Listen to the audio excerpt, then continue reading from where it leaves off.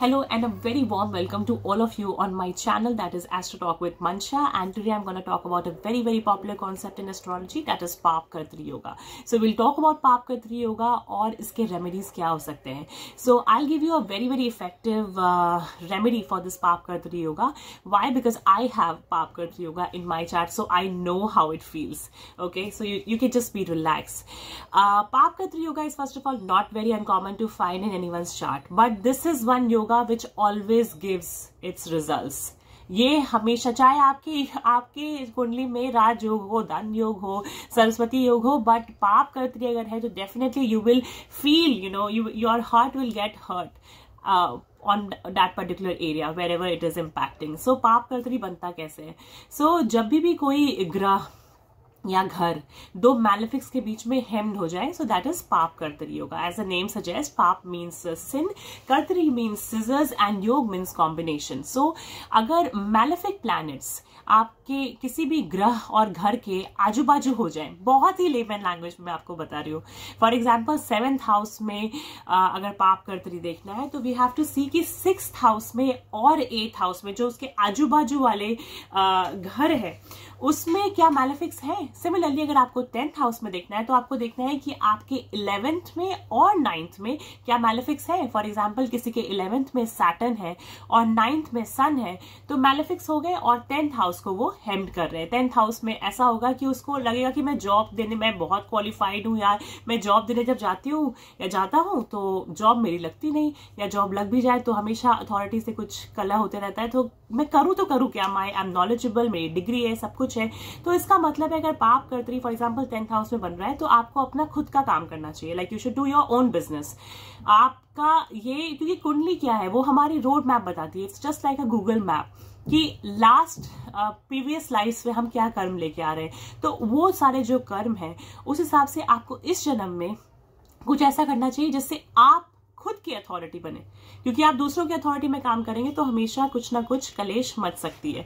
Similarly अगर 7th house में अगर किसी के 7th हाउस, क्योंकि बहुत ज्यादा पॉपुलर रहता है खासकर यंग लोगों के बीच में, because it's all about our loved ones, about girlfriend, boyfriend, husband, wife, मेरी शादी कब होगी, किससे होगी, कैसी होगी, और मैं हनीमून पे कहाँ जाऊंगी एंड ऑल लाइक दैट. सो इस पे पापकर्त्री कैसे बनता है, तो 6th में और अगर 8th में मैलेफिक है, फॉर एग्जाम्पल 6th में आपके राहु है और 8th में आपके मार्स है, तो आपका जो 7th हाउस है वो एकदम हेम्ड हो रहा है. इट्स लाइक 7th हाउस को इमेजिन कीजिए आप मर्सिडीज कार है और 2 ट्रक उसको एकदम ट्रैश कर रहे हैं, उसको एकदम कंट्रोल कर रहे हैं. सिमिलरली, और सपोज अगर 7th लॉर्ड भी वहां पे है, सपोज कोई लियो एसेंडेंट है और 6th हाउस में राहु है और 8th हाउस में मार्स है और सैटर्न जो कि उनके 7th हाउस का मालिक होता है एक्वेरियस साइन की वजह से, अगर वो भी वहां पड़ा है तब तो खैर आप भूल ही जाइए.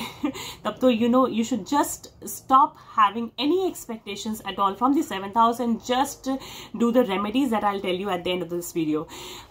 सिमिलरली 1st हाउस में ऐसे पापकर्त्री बन सकता है अगर 7th और 12th में आपके मैलेफिक्स हैं. सो मैलेफिक्स से ऐसे आपकी हेमिंग हो रही है 1st हाउस को. 1st हाउस को हमेशा ऐसा लग रहा है कि they are limitations, I am may be that person की हेल्थ बहुत ज्यादा अच्छी नहीं रहती है, कि I am also eating the kind of food that my बाजू वाला is eating, then why I am falling sick every time. तो आपको देखना है कि 1st हाउस में ये पापकर्त्री योग बन रहा है. सिमिलरली 4th हाउस में बन सकता है अगर 3rd में और 5th में हो. 5th हाउस में बन सकता है अगर 4th और 6th हाउस में मैलेफिक्स हो, तो 5th हाउस को वो हेम कर सकते हैं. 5th हाउस की क्वालिटीज और 5th हाउस से रिलेटेड जो भी आपको रिजल्ट्स मिलेंगे वो आपको बहुत लिमिटेड लगेंगे, कि I am not getting enough results, तो I am putting my best in that particular side of that particular side of my life, but still I am not getting results. So ये हो जाता है. Now what are the remedies. हमने समझ लिया कि पापकर्त्री योगा होता क्या है, पर रेमेडीज क्या है. तो remedies is only one remedy that you have to do. No gemstones is gonna help you, no yagna is gonna help you, no any other आप क्या कहते हैं वो ये आप पूजा करवाइए, ये वो बिल्कुल भी नहीं. कोई कुछ पूजा मत करवाइए, खुद पूजा करिए. Just go to the Shiva temple and start doing Abhishekam. Start from any Monday and just do it by not keeping any expectations from God. Just go there and sit before the Shivling, that holy structure there, and ask for forgiveness and just thank God for this life, for whatever good things you have. Like compare yourself, अपनी life को दूसरों के साथ compare करिए कि how blessed I am.